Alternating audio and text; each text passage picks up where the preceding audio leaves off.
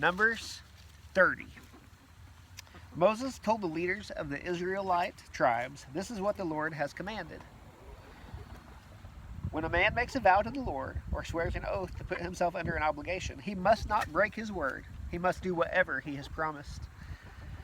When a woman in her father's house during her youth makes a vow to the Lord or puts herself under an obligation, and her father hears about her vow or the obligation she put herself under, and he says nothing to her, all her vows and every obligation she put herself under are binding.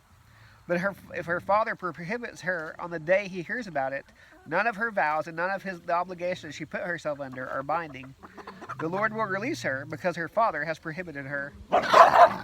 If a woman marries while her vows or the rash commitment she herself made are binding, and her husband hears about it and says nothing to her when he finds out, her vows are binding, and the obligations she put herself under are binding. But if her husband prohibits her when he hears about it, he will cancel her vow that is binding or the rash commitment she herself made, and the Lord will release her. Every vow a widow or divorced woman puts herself under is binding on her.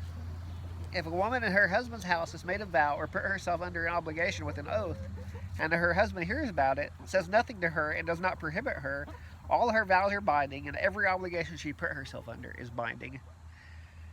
But if her husband cancels them on the day he hears about it, nothing that came from her lips, whether her vows or her obligation is binding. Her husband has canceled them, and the Lord will release her.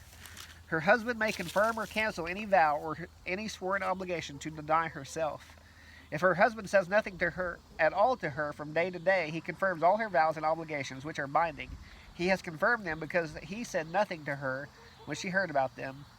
But if he cancels them after he hears about them, he will be responsible for her commitment.